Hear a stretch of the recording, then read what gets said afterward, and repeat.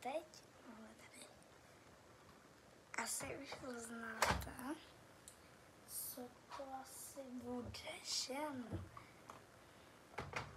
Trošku jsem vám napověděla ze 3. dílu. Ano, jsou to zásobníky.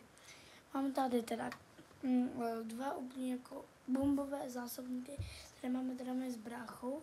A pak se mi tam vyjde všechno. Vidíte, že tady mám i nějaké poločky, že tady mám jakože z Tigrem, tady mám Harry Potter, tady mám nějaké ještě jako dětské, nějaké, nebo ne dětské, prostě papírky takové ozdobné, že jo, propisky, tomhle nemám nic. Tady mám i trošku zbytečné věci, třeba jako toto. Tady mám gumičky, tady mám na různé jako věci a na jakže i elektroniku, tady mám náramky oblíbené, zvýrazňovače, lepidlo, voňavky, ať nesmrdím, že jo, mám jich tady nějakých 6, dostávám, já nevím, vy to tam nevidíte teď, dostávám od babičky tady ty mini voňavečky a fakt jako krásně voní, tahle je jedna z mých nejoblíbenějších. Jdeme se kouknout na zásobník číslo 2. Ten teda mého bráky, to jste asi rozeznali, trošku si myslím. Máme tu zásobník číslo 2, ten zásobník, který se dáme pryč. Zásobník číslo 2, jo. Tady teda máme budíček z 2. dílu a máme teda tady takhle krásné sportovní brýle. Máme tady níťku.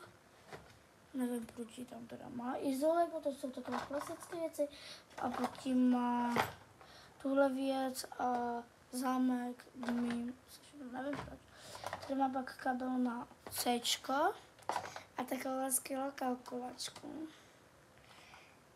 Ona se dá takhle jako otevřít. Dáme vězí teď tady na tohle. Otevřu.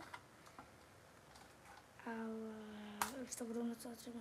A tady byly hodinky, když jsme to dostali. To by bylo všechno, doporučuji, tady ten zásobník se dá i takhle vyndat, ať si tady dáte takhle víc věcí, že tohle se dá vydat, dát bokem, nebo a tohle tady se vám vyjde spoustu věcí. Tady to teda jako je trošku možná, takže ano, je to ově praktické, mně se to hodně líbí, jak je to prostě dělané takové do toho prakticky prostě, že tady máš jako, že si to můžeš i vyndat, takhle, to nechci bráchovi rozbořit, takže tohle si myslím, že musí prostě nám jako prostě bráchovi a Kubovi patřit na stůl. Ahoj!